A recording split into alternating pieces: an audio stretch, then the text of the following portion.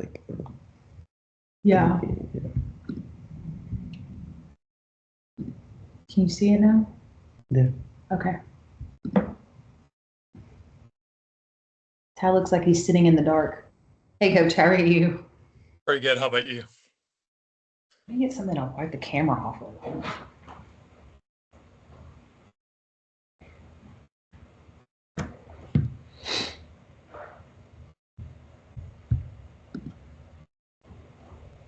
Who's driving it? What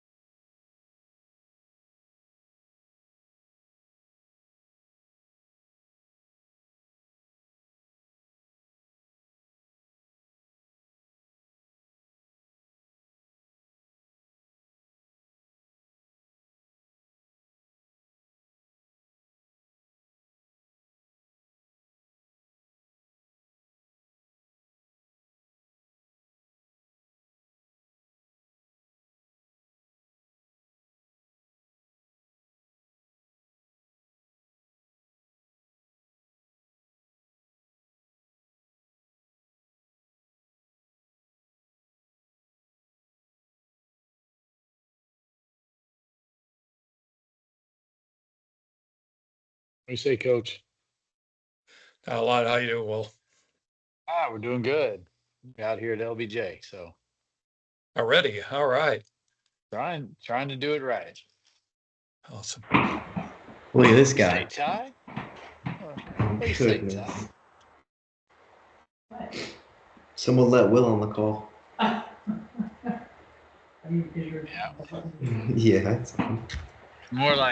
More like, well, hello. I can't hear you, man. You gotta turn your voice thing on. Can you not hear me? Nope. Well, how did you answer? You roll. How did, if I, Well, does it if work I'm, anymore so he doesn't know how to use Teams? Coach, you can hear me, can't you? I can barely hear everybody, so I'm playing with We the can't phone hear right now him thinking either. it's What me. happened? Oh, so maybe it's us. What is that? Probably. Oh, They're there. going, I have a new phone, so I'm wondering if it's something on my side. No, it's Missy.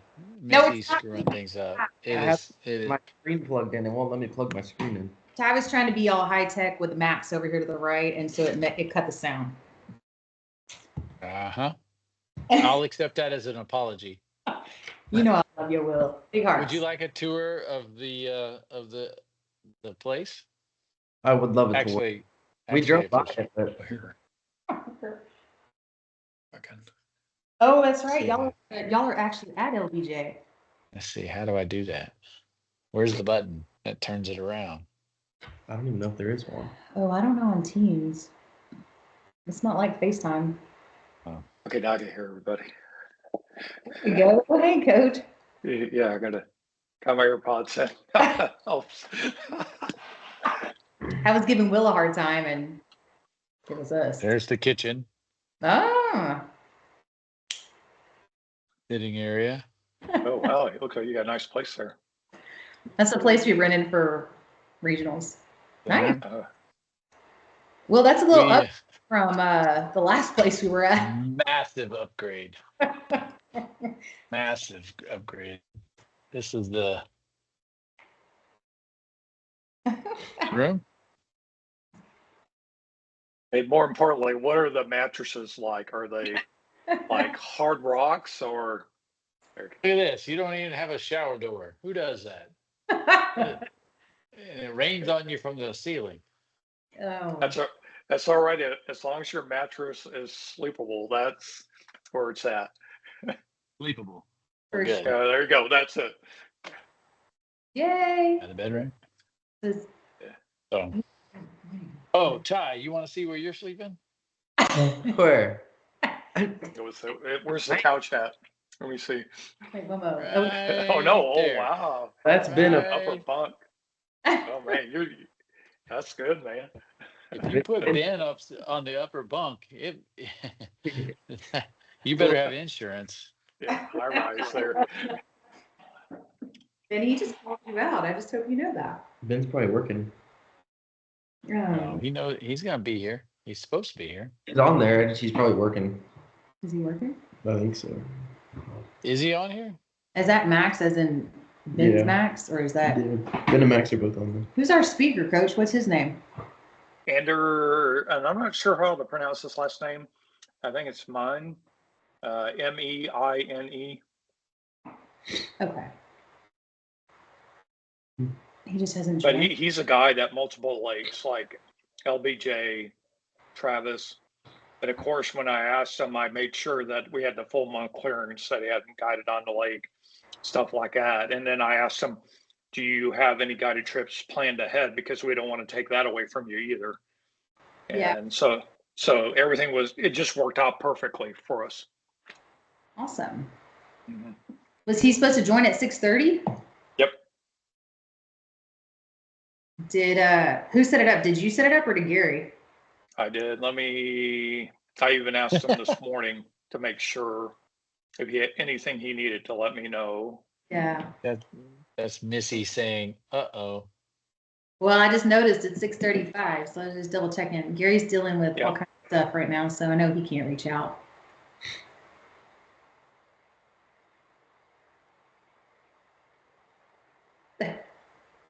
Robert, can y'all hear us? Yep, we can hear you. Good. All right. Dang, I wish I had mine. I know. Well, you can have my iPad up if you want. You want to do that? No, I'll just get mine.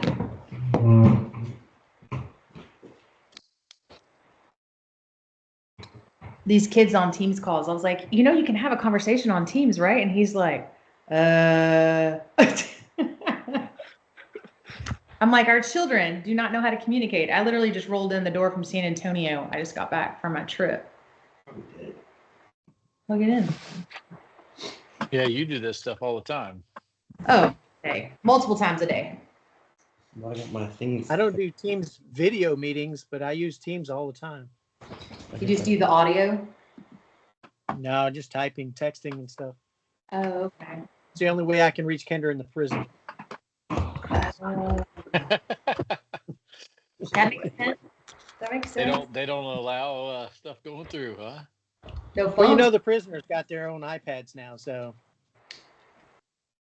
That's insane. Do they really? You're not All being the prisoners. serious. All the prisoners have their own iPads. Yep. Oh my goodness. They What have is she- limited internet, but they do have all have iPads, and it's all monitored and stuff. So Interesting. Nice to know. Did you catch a fish, Will? We did. That's good. Ty went fishing by himself today. Yeah, I went to Conroe. We got a 16-pound bag. Nice. I caught- And, 2-pounders. Okay. I didn't catch one keeper. Oh no. That's what I figured. Oh, is that what you figured? Okay, Mhm. thank you. That one Ty caught the other day was nice. But that because it's like Great. you never know what's gonna happen on actual tournament day. My secret. That's still Ben. Ben, Max, Gary, Will. Drew's not. There's no way Drew joins, and who are we missing? Oh, Coach is gone. Nice. Well, Nice. hello, Robert. RC, it's nice to see you. can you zoom in? You just zoom in on him. Be like, it's your team's call, man. Did y'all get tossed around today, Will? Not too bad. We wind- got tossed on Saturday. It was pretty rough. So we have had 0 wakeboard boats. So Oh my! There was probably 200, 300. I don't think there was that many, but it was a There- very large amount of wakeboard. we had a pretty rough. pretty ripping wind, but That's bad. but no, we didn't have any boats. Like I don't know perspective wise what that means though on a Saturday. I was fussy, so if that tells you anything, It was pretty it bad. was pretty bad. And You're they like hitting. I mean, you're just like and they don't care about our bass boats. no, like guys just flying by as you're trying to fish. It was just it was Really? it was a unique environment. Gary would probably say same thing. Yeah, just no regard for like people fishing and stuff. Really? Yeah. It was not a very friendly. The lake itself is beautiful. Yeah. Like it was, I really, really liked it. And I mean, it's nice. Yeah. Place out there. Some of the homes are just It's off the charts big. Like I thought yeah. it was off the charts. That's probably another level. Oh my gosh. They have some of them have garage doors I for know. boat stalls. Cool. And some of them are made of glass. Like who does that? Yeah, Robert, they're talking about like where you put the boats in, like it was a whole like garage door into the water. It was crazy. Oh yeah. Yeah. Is there any gap underneath you can skip under there? Yeah. Get caught up on a probably $300-something-thousand boat. I was like, wow. Or a 10-pound bass, either way. That would be nice. That'd be awesome. That would be super nice. That'd probably put you in the state. If you catch a 10. Oh yeah. Miracles can happen. A bunch of people out fishing. A couple of kids. We saw some Shiro Anderson kids, and there was one kid that was a Tarleton dad fishing with a high school kid, but I don't know where he was from. But there were definitely teams out there fishing, pre-fishing. This is my secret spot that I gotta go try. Mm-hmm. Mm-hmm. I did text your woman, Will. Jen and I coordinated yesterday. Oh yeah? I did, yeah. So we're good to go for getting. Okay. Did you figure out animal care? Oh, for me or for y'all? Both. Oh, ours is Jax is going to the in-laws. Okay. She didn't say anything about animal care. She just said she had to move her hair appointment to the morning so we could leave at lunch. Okay. I was like, okay, that's fine. I was like, I should be able to. Okay. She didn't say anything about the dog. Y'all are vets. You don't have friends that can keep dogs. No, we don't have any friends. Whatever. Hey, where did Coach go? Is this I don't know. is this the meeting that is not going to happen? That's Oh, kind look at this. That's what I was kind of wondering. Hey, Jax. I'm gonna pee on them. This is our Clumberdoodle. This is Jax. Will's met him, but RC, he's the cutest. He's cute. Small dog. Say hi. He's a Clumberdoodle. Wow. By the way, What is Clumberdoodle? Clumberdoodle is part Clumber Spaniel, part Poodle. He thinks he's human half the time, so he doesn't really understand anything. Yeah. Well, if he starts typing, I'm ending this conversation. Hey, he gets to type when I'm home. He's always underneath me, like checking it out when I'm typing. And he was like, "What you doing, Mom? What are you doing? What are you I smelling, know. bud?" I've got one at my feet right now. I tried to call Kendra earlier. Robert, is she at the prison? Is she working? Yeah, she's on her way home. Oh, okay. Yeah. Oh, she just got here. I was just calling her to tell her that I was hoping that Gary was going to be able to open the call Coach just left. because I didn't have your number. Oh. Coach is there for the split. I wonder if Coach is having audio issues. It's already 6:45. He's probably on the phone with the dude. Something tells me this might not happen, eh? That's a possibility. I mean, Honey. Gary's not. sounds like he had a rough day. He had a very rough day. He's still down there. Really? Yeah. Yeah, we were we were talking and gave him the breakdown of a few things today of what we did, and he's like, yeah, I've had an incident. People, I can't talk. Yeah. Yeah. I said, okay. Talk later. I don't understand. I guess this is very similar to Zoom. It is. I like Teams a lot better. I use Teams. They actually got rid of our Zoom licenses because it's more user friendly. What are you doing, dude? I don't know what he's doing. Jax. Don't drop him. Where's the chat box? Up here at the top. At the very top, it says chat. Let me see if I can. Oh, Ty has like an old version on his laptop, so I don't really know. This is your laptop. Oh, here you go. There's Coach. Yeah, that was weird. I know. So where'd Coach go? Yes. Did you find him? Or he hasn't joined. Yeah, no messages at this point. Okay. Well, And this is 15 minutes late. So let's see here. Let me call him then. He was great last time, right on time, everything. Had everything prepared. So let me give him a call. okay. I'll try to get back in again. Okay. I thought that's where he went the first time. Oh no. Yeah, I kind of thought the same thing. Where did he go the last time? Like, I thought that he was saying he was gonna go check with him, but did he have a bio break? Wait, speaking of bio break, what up, Max? is Max at work? I don't know where Max is. I see Max. I'm here. I see him. Max, can we Y'all see your hear me? face? Can you hear me?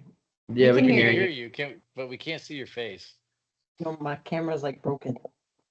Well, that's okay. I swear. Then break it. No. It's like it's not allowing me to turn on my camera. Like I literally can't. I'll What do send you a mean photo. literally can't? I'll send you. Okay, like you know when you have You're to allow feeling- access. Some excuses. Did you hit allow? Well, but the allow button's not coming up. What? I'm getting scammed. You know, I'll send you a photo so you can. One-on-one training on how to get in a Teams call. I can't do Teams. Pretty easy. You just hit join and then allow your microphone. But I do it every day, so it may just seem very easy to me. If Coach Todd talked to him earlier, it's kind of odd that he just didn't join. Well, I don't think he ever responded earlier. Okay, he's going to jump in here in a moment. Just running behind. Oh, awesome. Okay. Uh-oh. My keyboard dead? These are the moments where you start doubting yourself, like, did I put the right time? You know, yeah. It happens. People have stuff come up. It's all right. Yep, all good. Ty's over here getting all serious and marking spots. All right, let's go. Share your screen. Know where I'm going. He gets too detailed on this stuff. Like, Oh, I can see everything Ty's doing right now. Oh, yeah, look at that. No, that didn't Hey. work today right there. Nope. You Nope. know, look a little bit further north. Yeah, keep going north. Yes. Far north as you can go, so. Keep it land. We're talking land here, man. Yeah. Matt, no, where it says danger. Danger. That's where the fish are. Yep. Oh, silly. He's right. I wonder if Dad's actually going to listen. Look. If he's going No one knows about that. to. We used to camp there all the time. Shh. So secretive. And then there's like this. What is area. that? I don't even know what you're looking at. Rocks. Navionics? Yeah. Rocks suck. No, they don't. Rocks suck. All Just- things rock suck. You missed it. I saw it on my iPad. I'll be back. Did you go to the we went into that cove. We found a lot of bait at that cove that had a bunch of like a big rock boulder, like a bunch of big boulders in the water. Did you find that? There's a Mm-mm. bunch of bait in there. A bunch We of bass boats. I don't know. Okay, we got them on, it looks like. Unmute myself there. Can y'all hear me? Yes, we can. Yes. My first Andrew. time with Microsoft Teams here. Pretty much the same as all the other video group chat things, Yeah. it looks like. Sorry, I'm running behind. Pretty much Oh, right good. at the about 10 minutes before I was supposed to jump on here, all heck kind of broke loose in my house, and my wife was raging and toddler was raging and everybody was raging over here, and I had to try and jump in and be a good husband. So Understand. and then You made the right all other choice. thoughts of anything went out my head. So appreciate you calling me and getting me on here. Too bad. And Andrew helped our team 4 years ago when we fished Lake Travis. So we invited him again this year. And Andrew, you pointed us away at LBJ. Awesome. So my first question for y'all, remind me when is it that y'all are going to be going to LBJ? Well, the tournament is not this coming weekend, but the following weekend. Following About week. 13, yeah, about 12 days. So about 12 days from now. Okay.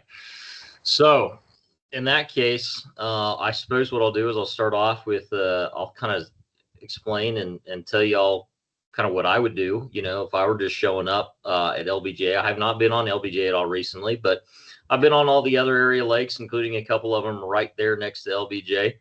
And they should all be generally fishing kind of the same, and just having my history that I do on LBJ, I'll give you all an idea of kind of what I would do if I were showing up there to go fishing. Come that time, and even right about now, and this should still be kind of going on, you know, come that time, there should be a shad spawn happening this time of year. The shad spawn is really kind of the number one thing. If y'all aren't familiar with the shad spawn, kind of what happens, what we start seeing this time of year, usually you start seeing it kind of around the tail end of the bass spawn. To me, it just seems to be kind of like Mother Nature's way of providing the bass with a way to be able to feed up and eat and have a readily available food source for after they've gone through their spawn and lost a lot of weight and gone through taking a beating. And so now they need to kind of try to pack on some weight. And so it seems the timing of the shad spawn is about perfect, as it usually happens right around that tail end of the bass spawn. There's a good chance that, I mean, even in 2 weeks from now, there's absolutely the possibility that y'all may find a bass or two that are still on beds. But I don't think there's going to be enough of them to be worth spending a lot of time going around trying to find bass on beds. There'll be a few stragglers, but it is absolutely nothing I would really bank on. Yeah, So I went through like 3 cuts, and there was probably only like 5-6 bedfish that I saw. Yeah. So that number is just going to continue to go down from here. So Does that shad spawn happen anywhere on this lake? I'm over here at LBJ now, so okay. does it happen anywhere, or is it Yeah, certain I mean, it'll areas? literally happen anywhere. So I'll give y'all some tidbits on kind of what I look for as far as shad spawnings go, and Okay. kind of where you can expect to maybe find it. So I pretty much, so if y'all, so those of you who are not familiar with what the shad spawn is, it happens basically the very first part of the morning. And just like the first, usually it's only like the first 30 to maybe 45 minutes of the morning. And basically the shad, they'll just be in these big schools, and they just, they lay their eggs, and they basically, they have to spawn around some kind of, we call it a hard surface. But I use the term hard very loosely, because submerged grass like hydrilla, milfoil, coontail, all that stuff, that counts as a hard surface. And they just need, some sort of surface for that, for those eggs to adhere to. Now, they're not, silt generally doesn't really count. They're not going to just lay a bunch of eggs around silt. But they're not like bass where they have a bed or nest or anything. They basically just are in this giant school, and they just spray eggs and sperm everywhere, and it just fertilizes the eggs, and it just flies all over the place, and it sticks to something.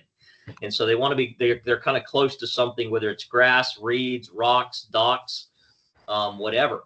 And usually we think about the shad spawning against some sort of shoreline or close to a shoreline. That's often the case. LBJ has a lot of that water willow grass. It's like this shoreline grass. Some guys call it like alligator grass or perennial grass. It's the stuff that you see along the banks in some areas, just kind of sticking out of the water. It has some leaves on it. It's up real shallow. You'll find a shad spawn around that stuff quite a bit. And that's certainly some areas that I'd look for it. But what I do on a lake like LBJ, it's a little bit bigger, than maybe some of the lakes I fish, like Inks or Marble Falls or Lake Austin or Decker Lake and stuff like that. So you really want to try and narrow down your search for where you're going to find that shad spawn. And the best thing to do is pay attention to the wind the days leading up to the day you're going to go out. You want to pay attention to the wind direction, because the shad will generally follow that wind. And there's a great app that I discovered recently. Some of you may be familiar with this the Deep Dive app, and it's awesome. I've really only used it for this one thing, but it will give you, and it will show you on a specific lake, like which shorelines or which areas have been getting hit with the most wind for like up to like the past 48 hours.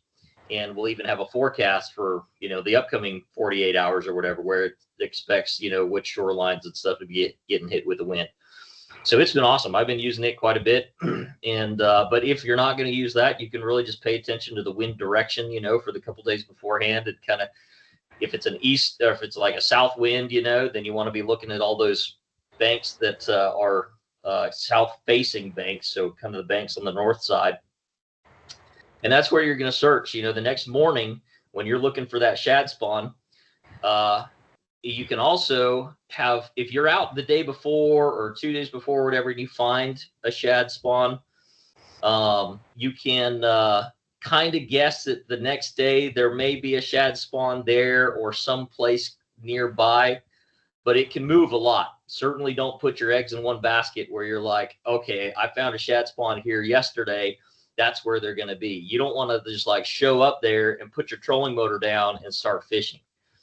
You'll show up and before I even put my trolling motor down, I'm looking to see if there's signs of that shad spawn. I want to see some shad flickering around. I want to see birds, fish-eating birds, whether on the banks, blue herons, egrets. This time of year we don't see a whole lot of seagulls. You might see some, I don't know, but any fish-eating type bird anywhere in the area. So anyway, What do you do on a day like today, where? Sorry to interrupt, but question. Yeah, you're fine. What do you do on a day like today where we were here yesterday afternoon and the wind was from the southwest, and then today it's from the northeast, so completely 180 degrees opposite, and then tomorrow it's back from the south? Well, it depends on how long it's been blowing from one direction to me. Like if it just barely, like tomorrow you show up and it's blowing from the south, but it's only been blowing from the south for the last 30 minutes. I'm not going to look, No, yeah. like that's not enough I think time for today them was the to only day potentially that it's move. So, north. Yeah. well, and if it's anything like around my house, it was a pretty good wind today. It was. So that would be enough to certainly make them start kind of migrating toward that side, where that wind is blowing. And one thing, and not that this really matters, but this is just kind of a useful thing to know. Everybody talks about the wind blowing the shad or pushing the shad. The shad can swim against wind just fine. All they're doing is following their food. They're filter feeders, so they feed on microorganisms, phytoplankton primarily. That's the stuff that gets blown with the wind. So they're just following their food. And then, of course, the bass are following them. But yeah, if it's been blowing like solid today, from one direction, from what did you say, the northeast or whatever, Yes. then I'm going to be looking the opposite of that. Those southwestern banks are the ones that are facing the northeast. Tomorrow morning, that's where I would start looking. So unless it's been blowing from the south like all night long, you know what I mean? So if the wind shifts direction like right now, and it's been blowing from the south all night long, then I'm going to switch and I'm going to look for those ones on the north side. Okay. But what I'm going to do, and a lot of guys have a hard time with this, but this is what good fishermen do. Most guys, they want to have a starting spot picked out in their mind. They want to go, okay, like they have a game plan before they get out on the water. And they think, all right, this is where I'm going to go first. This is where I'm going to go second. And they have that game plan, and they just go there. They just go to that first spot, and they want to have that, especially in a tournament situation. Guys don't like flying by the seat of their pants, and I fly by the seat of my pants pretty much every day I'm out on the water.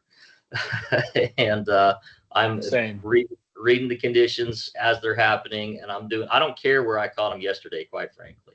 I mean, I care a little bit, like it's there, but I'm totally willing to just completely ignore it if the conditions tell me they're not going to be there anymore. And so I'm going to show up at the lake, and what I'm going to do when I'm looking for a shad spawn is I'm going to look at those shorelines that I think they're going to be, but literally I'm not just idling those shorelines. I'm running at 40 to 60 miles an hour, and I'm running and I'm looking for signs of a shad spawn. And even going that fast, part of it is because I have a trained eye, but if there's enough shad there, like you'll see up along the bank, or up maybe out off the bank or whatever, you see shad flickering around. You'll see shad flipping around. You may see a fish or two blow up. You also have to be able to recognize the difference between a carp jumping and a bass chasing a shad. And a lot of guys can't differentiate that, but a bass chasing after a shad, it's going to have forward movement to the water. You'll see that water throw forward because it's chasing after something. A carp is just going to come up, just make a huge splash, and just throw water everywhere. You may see, so I'm looking for either shad flickering on the surface. I'm looking for bass blowing up, even if it's just one bass. I'm looking for herons on the bank, egrets on the bank, fish-eating birds. And if I see one or two of those signs in an area, then yes, I'll stop. I'll slow down. I'll idle there for just like a minute, maybe at most. to see if I see more activity to tell me, yeah, there's a shad spawn happening here. If there is, then obviously I drop the trolling motor, I start fishing. If I don't see more signs that I want to see, I keep running and I just keep going till I see it. And even in a tournament, you know, like I'm going to take that gamble myself, you know, because typically to win tournaments, I don't fish for second or third. I'm going to fish to win. Like you got to land on the deal. And so I'm not going to be satisfied just stopping somewhere and looking for, you know, a couple quick morning bites or whatever. So because somebody, when there's a shad spawn going on, somebody's going to land on a shad spawn and they're going to get a huge bag right off the bat. So you better hope that it's you. And if it doesn't, then you have a backup game plan where you go, okay, the shad spawn deal didn't work out.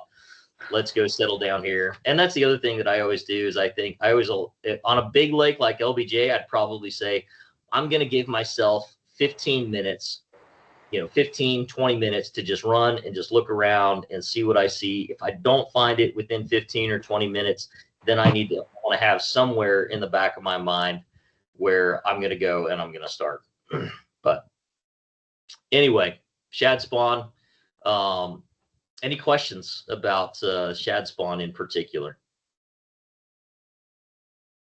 Okay, so like I said, it can happen. You know, like I said, a lot of times we're looking against those banks, but I don't think, you know, from what I understand, there's not a lot of submerged vegetation in LBJ right now. The other place it can happen is around marinas. There are a couple marinas on LBJ.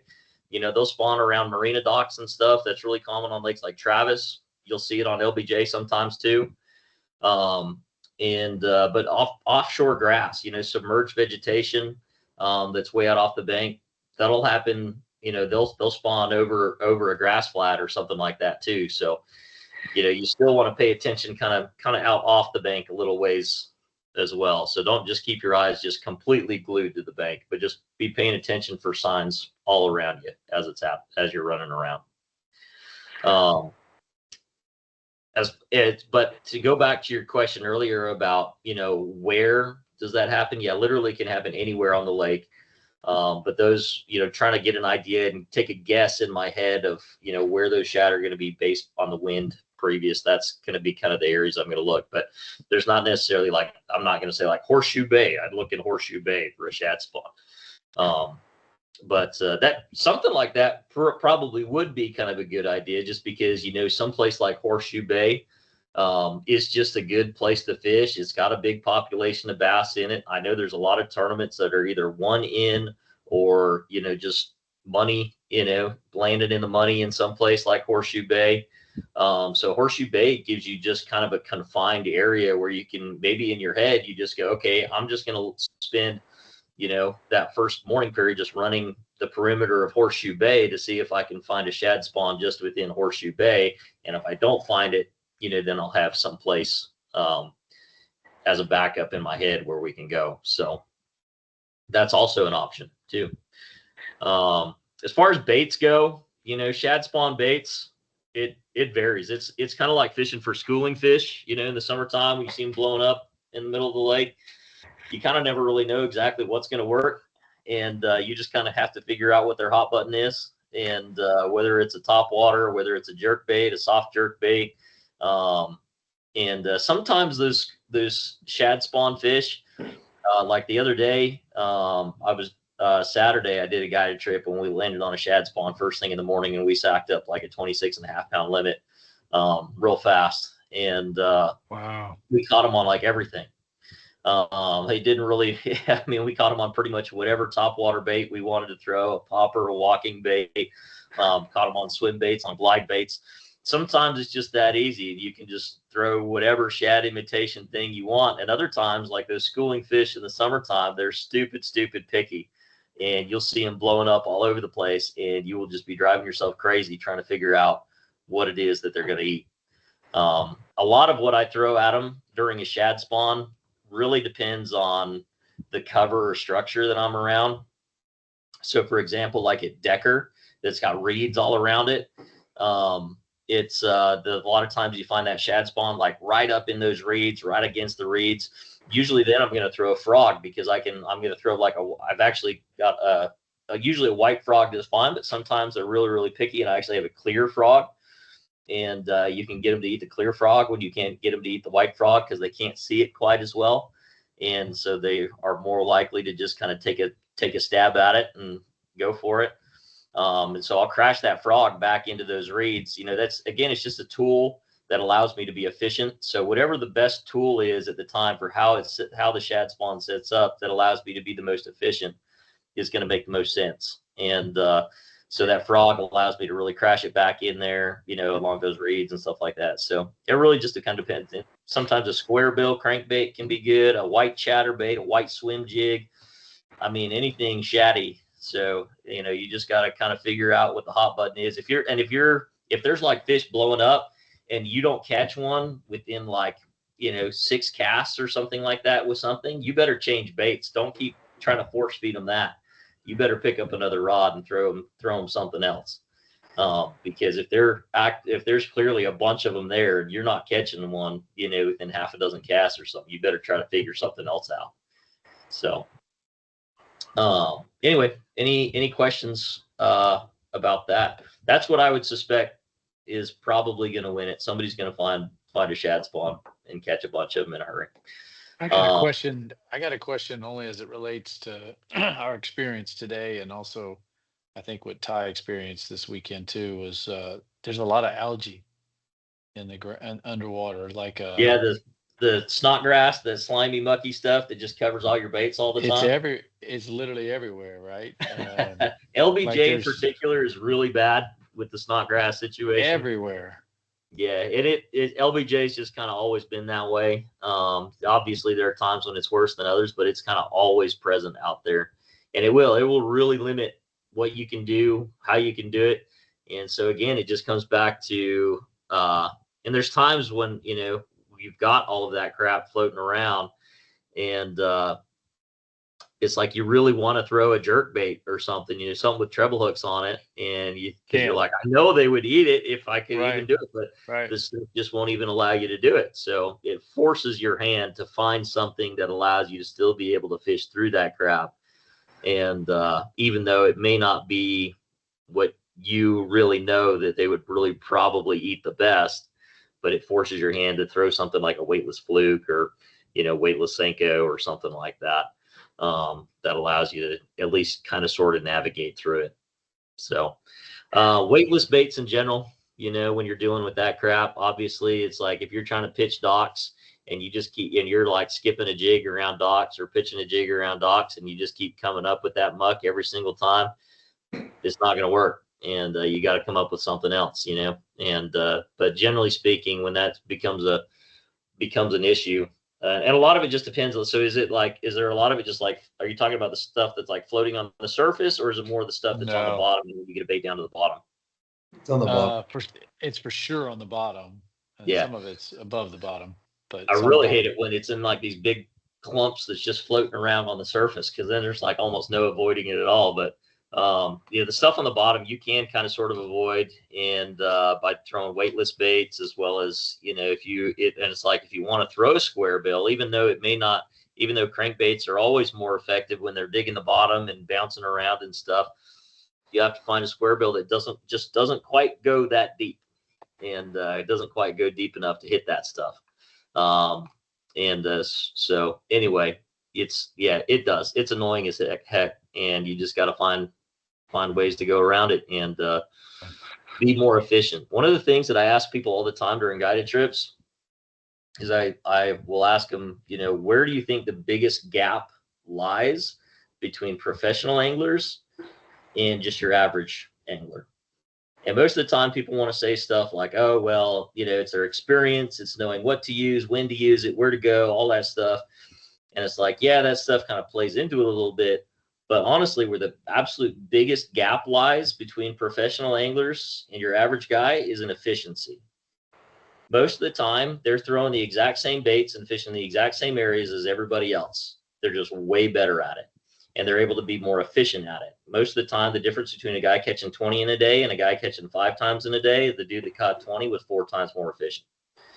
And so he was just able to cover 4 times the amount of water or whatever. And so when it comes to a situation like that algae, the reason I mention that is because professional anglers immediately thinking, okay, what is something that I can use that they're going to bite, or even not even necessarily something that I could use, because they may not have something immediately in their boat that's going to work, but how can I modify this to work for this situation? And so they're immediately thinking about, if they don't have something that they can just grab and tie on and will work and be efficient for that situation, they're thinking about how they can modify whatever it is that they have in order to fit that situation. So they're able to think on the fly and how to modify things, how to change things, how to alter things so that it's going to work for that particular situation. So that's what you got to do with the algae. Good stuff. Good stuff. So just because YouTube, so for example, just because YouTube tells you to use an open hook on a drop shot doesn't mean that you have to use an open hook on a drop shot. Yeah, you can't use an open hook right now.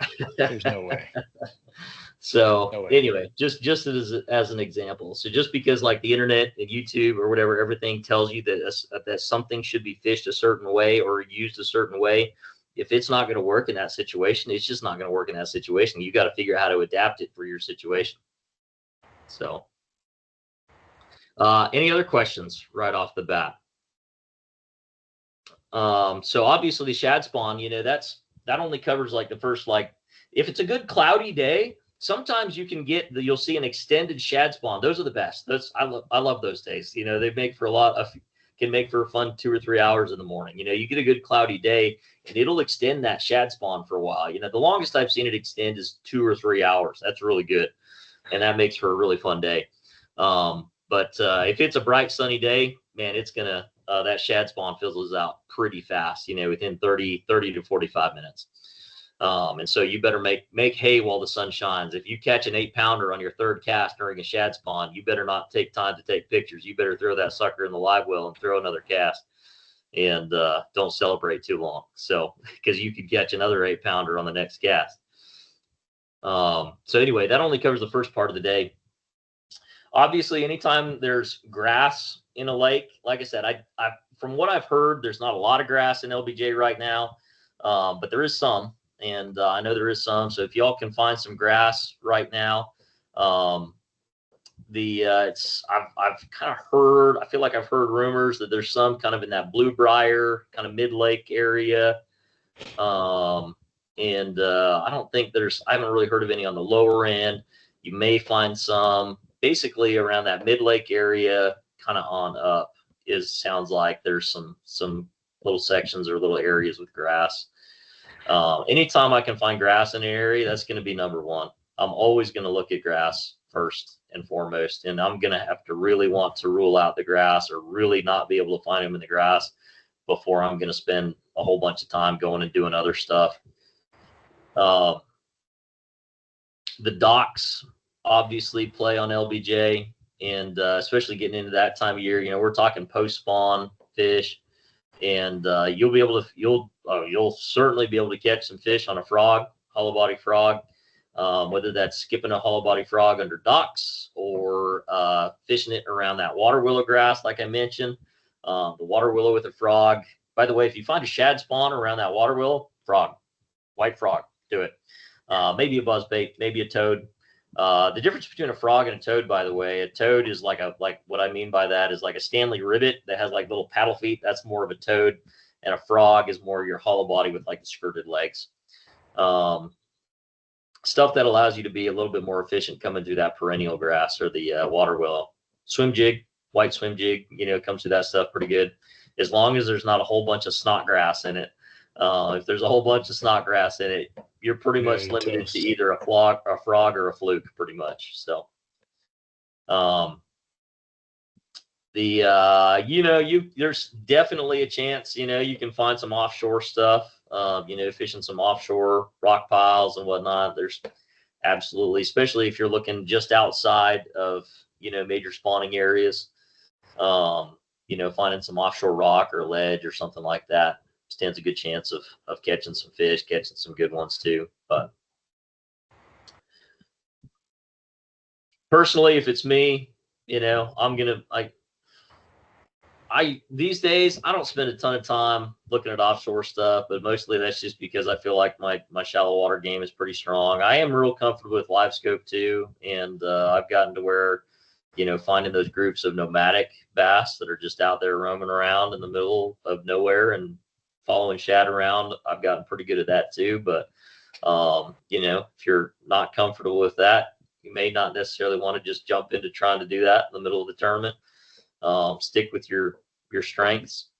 My other suggestion with just tournaments in general is to fish your strengths. Generally speaking, you want to think about.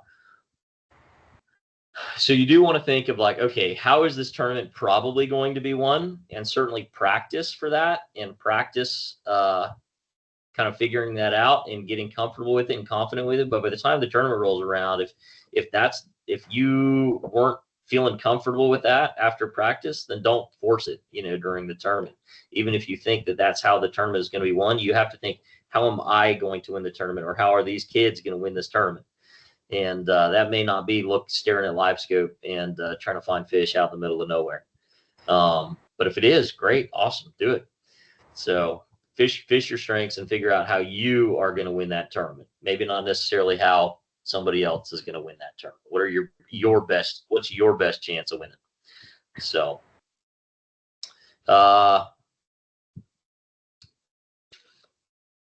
those are the main things, that I would look for. And if I'm fishing grass, by the way, if you find some good offshore grass, submerged stuff that you're able to find on your electronics, and a couple things. I'm trying to think of some stuff that I've caught them on pretty good around that time of year, and some offshore grass. I've caught them pretty well on, depending on the depth of the grass, like a medium diving crankbait. Just some crankbait that's going to get down to that top level of the grass, tick the grass, rip it through. I've caught them pretty good on crankbaits through the grass, that time of year. And just a good old Texas rig, stick worm of some kind, whether it's an actual Senko, a Yum Dinger. I use the Power Tumbler six stick. You put a weight on it. If you put a little light bullet weight on it, it kind of doesn't matter what stick worm you throw. If you throw a weightless one, you better be throwing a Yamamoto Senko. But you put a weight on it and fish it through the grass. You can throw whatever stick worm you want. Doesn't really matter then. Just a good old trick worm on a Texas rig does real well.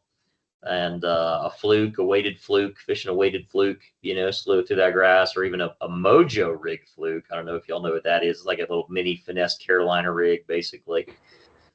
Stuff like that through the grass is usually kind of the number one thing that I'd be looking at that time of year. And then, of course, it's hard to beat the good old wacky rig Senko on docks at LBJ. I mean, that thing's pretty much almost always going to get some bites. Pretty darn tough. When the going gets tough on LBJ, it's pretty darn tough to not catch a fish or two throwing a wacky rig Senko around some docks.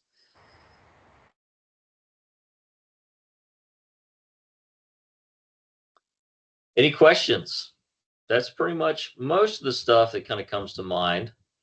If y'all want, we can certainly look at, I was going to say, can I share my screen? It looks like I probably can share my screen.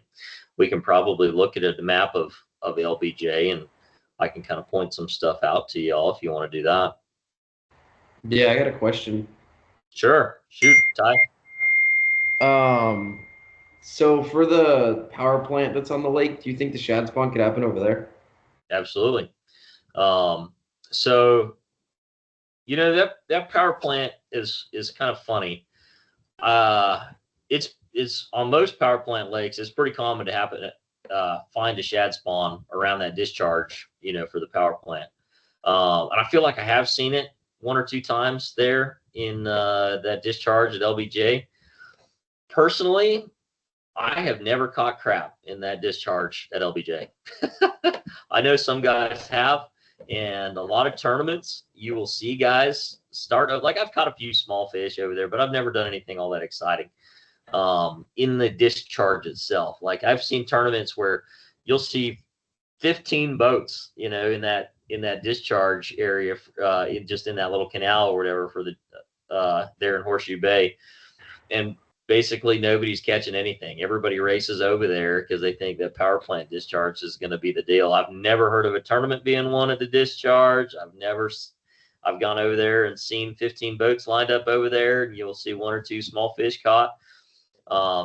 Having said that, those docks that are closest to the discharge, there's some docks. There's like this little pocket, like if you're looking at the discharge canal, just to the left, there's like this little rounded like pocket that's got some docks there. Those are really good docks. Been a lot of big fish caught off those docks. And then there's some docks kind of over to the right too, which can also be good. Not quite as good as the ones that you see just to the left, but the ones you see off to the right, you know, have got some pretty good ones off of. So,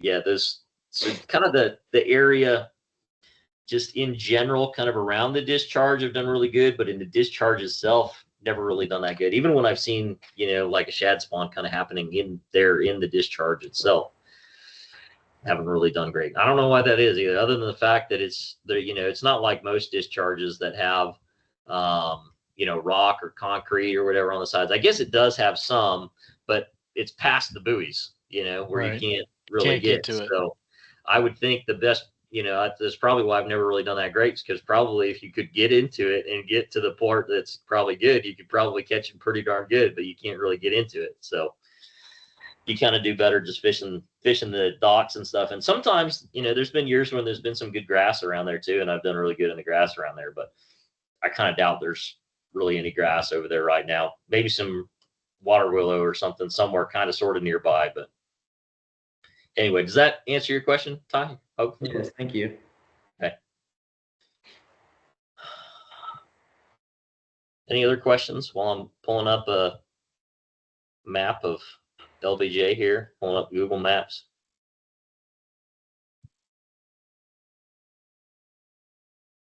Let's see, can I do a satellite view? Let's open in maps. Lake LBJ. Satellite. Yeah, there we go. Okay. All right, let me see if I can manage to share my screen here.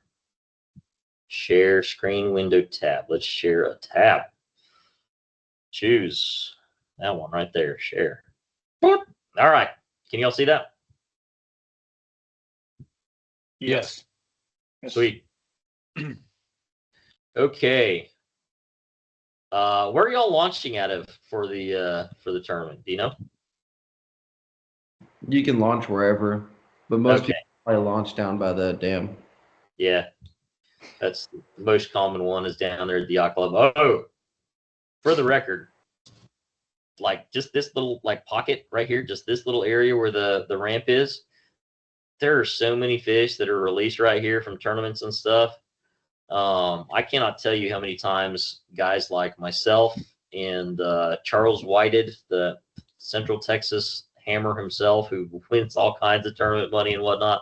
I cannot tell you how many tournaments both Charles and I will get our number called right here, and we just immediately flip around and start fishing right in there, right off the bat.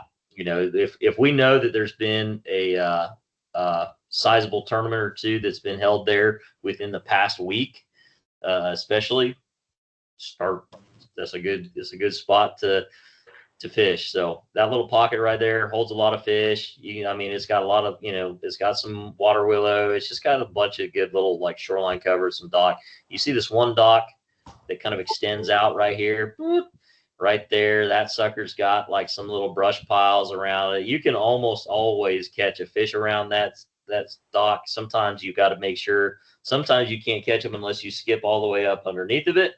But it's got some little brush piles around it, and they love that little dock.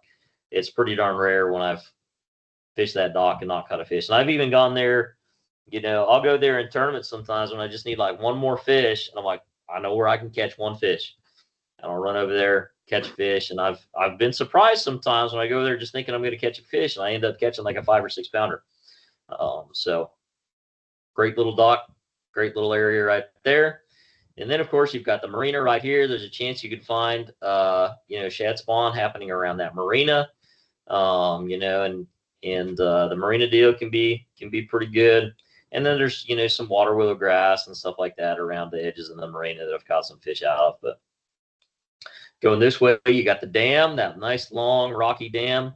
Now I will say, in general, the only section of the dam that's kind of worth a darn is like this first little section right here where the rocks start right next to the actual dam there. So there's like the dam with the, you know, gates and everything here. And then just off to the side of it up here, you've got where the rocks start, right where those rocks start. And then just like for the first, it's like the first 3 or 4 light poles down, I'll usually come, start right there at the end of the rocks, fish down those first 3 or 4 light poles, and that's it. I'm not going to bother going down that whole dam most of the time. Unless I'm getting bit like crazy, then I may try going down a little bit and see what happens. But the only time I've really caught them really well, like through the rest of the section of the dam, is when there's grass. And there's been some times when there's, you know, kind of a grass line on the dam. And then when that's happened, then you usually catch them really well along the whole dam. But otherwise, if there's no grass, the only time I generally only catch them at that little end there. Sometimes you can get some down at this other end. The other end can be kind of decent too. Oh, there's this cool little section right here. There's like this little cutout right here, and where they've like drilled, and basically it looks like they, you know, it was like a little section of quarry or something. You can see where they drilled down and took away chunks of the granite there. And it's just like this little kind of steep wall. All the rest of this is just shallow and flat and goes out. And then all of a sudden you've got this one little cutout section right here where it's kind of deep and it drops like straight down. And I've known a couple of tournaments that were the one there, both kayak tournaments as well as bass boat tournaments that were one in that little spot right there. Again, another spot that tends to be better when you've got grass around there. But that's kind of a cool little spot right there too. And this little bay right here, I've done really well in that bay, but only when there's grass. And there's a couple of like, looks like you can't really see them that well on the map right here right now. I was hoping you could see the little light spots, but there are like some kind of shallow. I think you can see it hump. if you go to 2008, you can see it. Go to 2008. Okay. Yeah, so if you guys want to do that and go to 2008, yeah, you'll see these little humps out here. Find the, but yeah, there's like these little shallow humps out there, and I've caught them there both when there's grass and when there's not grass. But again, it's better when there's grass. You roll on. I know there's like this. There's like a point. Yeah, you can actually see it right here. There's this point that kind of extends out here. This long point that comes out right there. And there's another one that kind of extends out, you know, this other side over here too. But I've generally, you know, I've caught fish on both of those, but I know this one's got some, a couple little brush piles around on it somewhere that I know there's been a big fish or two caught out of those. And then of course you've got Horseshoe Bay, this whole section here. Horseshoe Bay in general is just a good section of the lake. It's got a good population of bass. You've got lots of options in there. It's kind of it's kind of its own little world in there. Its own little, I don't know, I guess you could call it its own little ecosystem where, you know, they've kind of got everything they need in Horseshoe Bay, and they really kind of, those fish that live in there kind of don't really need to ever leave Horseshoe Bay. And you've got lots of options for different, you know, you got good deep docks over here. You got shallow docks over here. You got kind of these steep rocks there on the jetty. And so it's just got a lot of good options in LBJ. So it's kind of a good spot where you can, if you're trying to just isolate kind of one section of the lake to try and find some kind of pattern or something like that, you know, that's just kind of a good place to do it because you got so many different options of depths, cover, structure, and there's some good offshore structure in Horseshoe Bay as well. You know, some good ledges, rocks, stuff like that, brush piles. I mean, it's got everything. It's got lily pads in there too. different areas that have got lily pads. So, and then you've got like a creek that flows in all the way at the back end there that, you know, caught some good fish back there where that creek comes in. So just lots of really good options in LBJ, or excuse me, in Horseshoe Bay. You run on up the lake here, and obviously, you know, I mean, I've caught fish all over this dang lake, but I'm trying to highlight some of the really good stuff, or stuff that has tended to be really good. Ooh. So this is kind of I think it's this one right here. There's like this one little, or maybe it's this little teeny one. It's one of these. Let me see if I can zoom in a little bit, see which one it is. I think it's this one, actually. I think it's this teeny little one right here, because there's only like a few docks in it. Yeah. That one's got too many docks. This one teeny little cut right here, that's Robin Hood over there, so it's just outside of Robin Hood. You got this one teeny little cut that, man, I've caught quite a few big fish out of one teeny little cut. You can kind of see it here, but there's a shallow hump. This big shallow hump is kind of a point that comes out, and there's kind of a deep spot, little channel that comes through here. But it's this one little kind of deeper cut that's back here behind like a big shallow, good offshore hump and stuff like that. And I think fish will just kind of move in and out of that little deep cut sometimes. But those docks, you've got 1, 2, 3 of them right there. Those are the main ones. And then you've got this long, skinny one that comes out. I have actually caught, you know, a couple big fish along the side of that one. But those, I guess you'd say those 4 docks right there, man. Something about those docks, like I said, it's that deep cut. It's just everything about that little cut in general. I've never really caught that many going all the way into the back. Like, I've caught a few, but it seems just like here the mouth, those handful of docks right there. Those things are money. And I've never gone in there and like caught 30-pound limit, you know, just in there or something. But I've gone in there and caught, you know, sometimes 2 or 3 kind of key big fish, just from those docks. You've got Robin Hood over here. I've done pretty good in Robin Hood, but again, that mostly kind of depends on if there's grass in there or not. No idea if there is right now. Grass is key. Have y'all heard me talk about grass enough? Because grass is, if you can find grass, especially when there's not a lot of it in a lake, if you can find the little bit of good grass that there is, it tends to concentrate those fish there. And so if you can find the little bit of good grass that there is, it can be money. Yeah, and then LBJ, it's just got so many little backwater canals, creeks, stuff that, and you know, with some of them got lily pads and all sorts of stuff, but you can really, in my opinion, so you can catch a lot of big fish out of those things, but also in my opinion, you can waste a lot of time in them too. And you can really get sucked into those things real easy, you know, going back into those backwaters and thinking that, you know, that's going to be the deal or whatever. And sometimes it is, but it is kind of a gamble. And you know, the longer I'm in this sport and the longer I've done it, kind of the less and less I do that. And the more and more I stick with main lake stuff, mostly just because I find bigger schools of fish. I've got much better potential for finding a spot, you know, a spot or an area or whatever where I can catch a really big bag, as opposed to just going into those backwaters where I'm mostly just picking off individual fish. And, you know, I'm kind of always looking for big groups of them and looking for areas that is going to have a lot of fish and big ones to boot. So, and you're far more likely to find that kind of stuff more on the main lake than you are trying to get back in the backwater.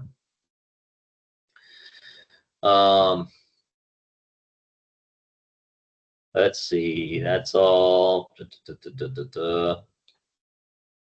That's Sandy Creek. You know, Sandy Creek, it perplexes me because there's some really good looking stuff in there, and I just have never done that great in there. I don't know why that is, but there's some really good looking, like deeper docks with rocks and whatnot. I just have never done that great in there.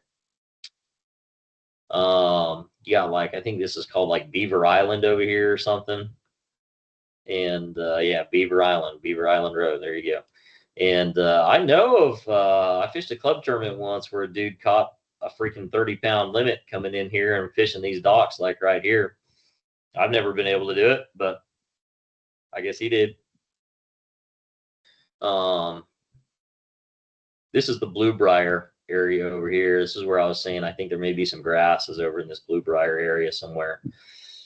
There is back in here. You come back in here. It's this one right here, this middle arm. You got 1, 2, 3 of them right here, and I've done pretty good going back into this one too. But there's this stretch of just these first handful of docks. It's like these first just few docks that coming out of this. Basically, the channel kind of swings up against them, and they're a little deeper than basically all the other docks you're going to find around here. And I have caught some really good fish. You know, that's kind of a good spot for fish that are, you know, probably moving out of that area after having spawned. And so that's some good potential to maybe get a key bite, big bite or two. And you can go into the backwaters and find some of those big post-spawn fish that are chilling back there that just haven't wanted to leave, and they're just waiting back there to pick off bluegill and, you know, other crawdads or frogs or whatever, you know, that are hanging back in some of those backwaters. So if you have a lot of confidence, you know, throwing a hollow body frog and stuff, and that may indeed be a good way to get 5 big bites. Is just lock that thing in your hand and fish some of those backwaters. You got this long stretch here coming up to the split. And I will say, in general, I do a lot better in the Colorado River arm than I ever do in the Llano arm. Ooh, the bridge. Don't sleep on those bridges, guys. Definitely want to check out those bridges and see how the bite is around those bridges. I've caught plenty of big fish around them, and I've had times when you just absolutely smoke them on those bridges. So and I will say I've had times where I smoke them on basically like all of the pilings on the bridge, but usually it's the ones kind of towards the ends that are the best ones. But a lot of times what I'll do is I'll fish just like the first couple, you know, toward like one end and see how I do. If I catch, you know, a fish or two that are good fish, then I'll be like, all right, let's check out some of the other ones, and I'll keep going and check them out. But if I don't catch crap, you know, after fishing those first couple, then I'm just going to be like, all right, that's enough.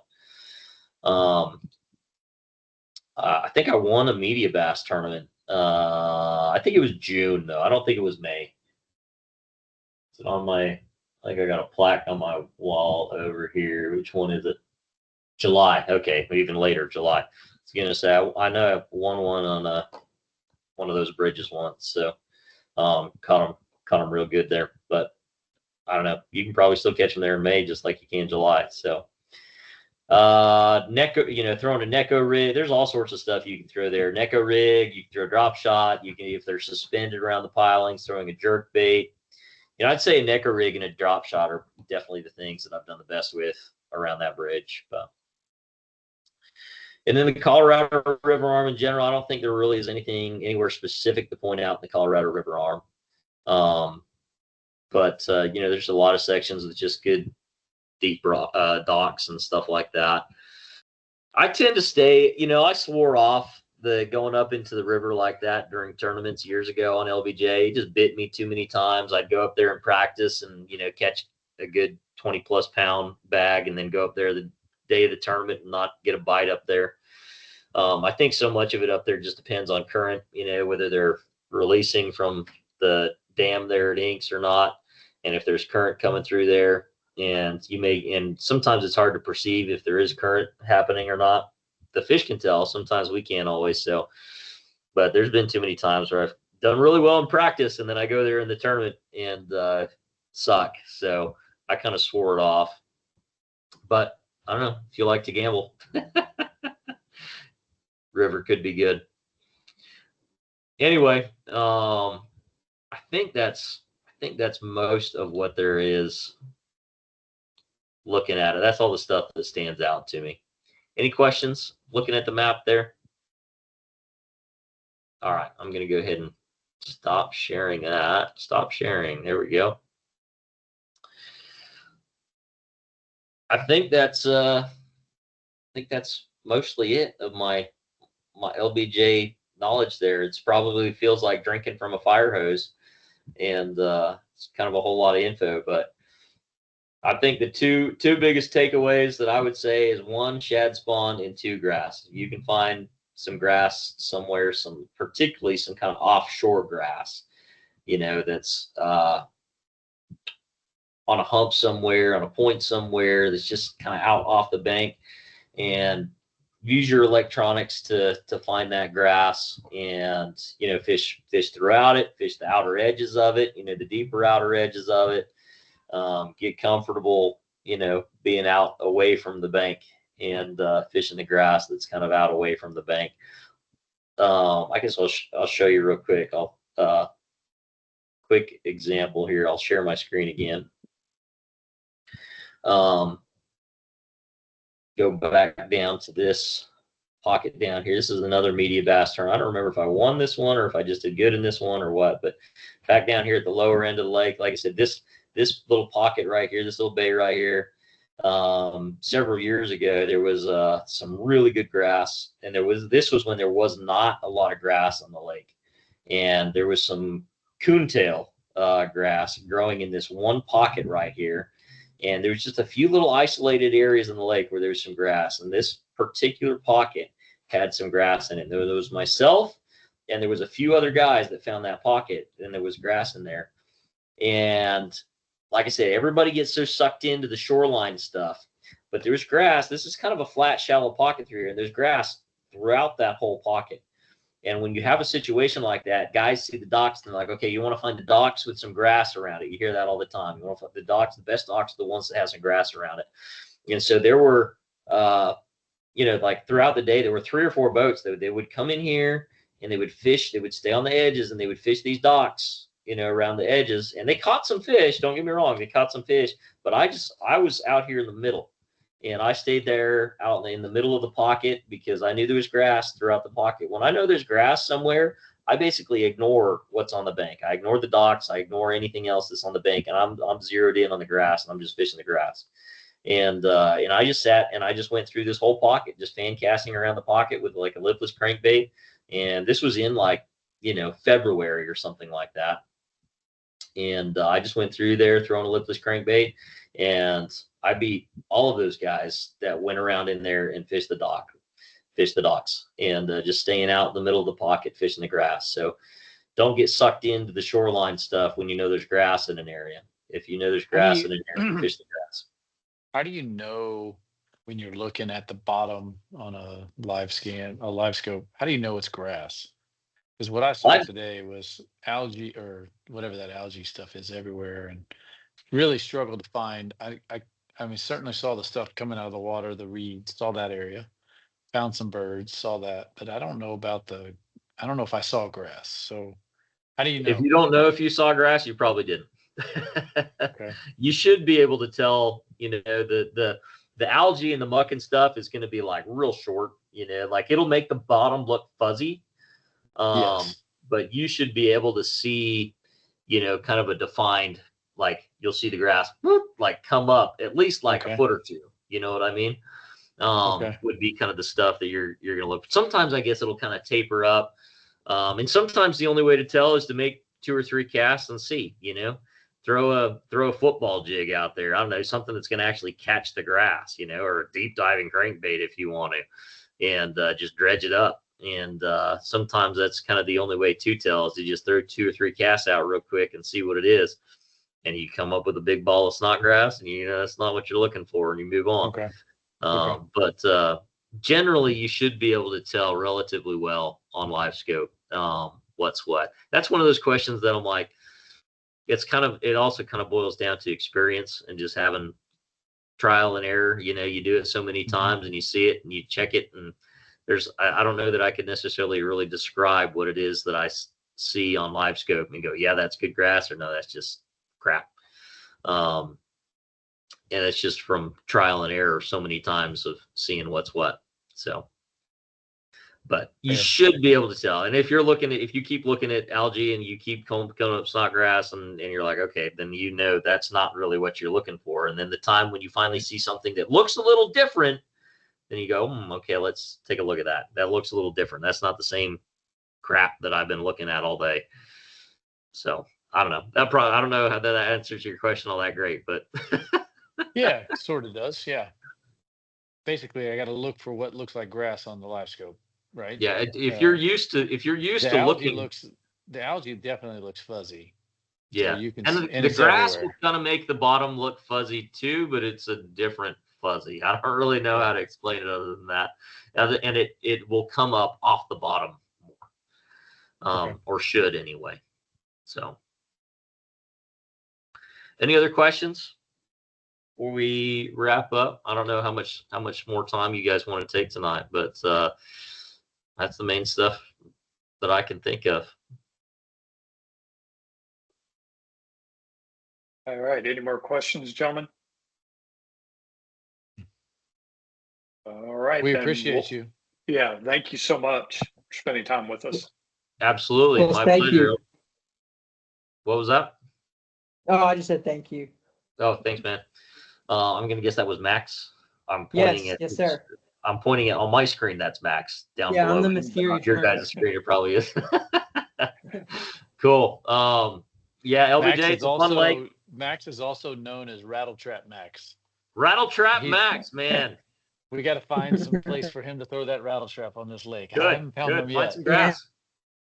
Yeah, I'll go crazy with the rattle trap. This Wherever whole use time it. I'm talking about grass, that's what he's thinking. I'm sure is find Yeah, me yeah. some grass to throw a rattle trap in. I can't tell you how much Max, I money I've didn't won find on any LBJ today. with a I'll rattle look trap and tomorrow. grass.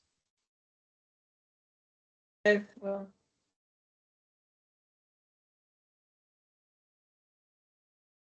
Well, thanks again, Ander. Very good breakdown. We appreciate you. My pleasure, guys. Appreciate that. thank you. And but I'll see y'all next week. Contender. All right. Thanks, guys. Y'all have a good night. Good luck. Thank Good you. night. Bye-bye. Thank you. Bye.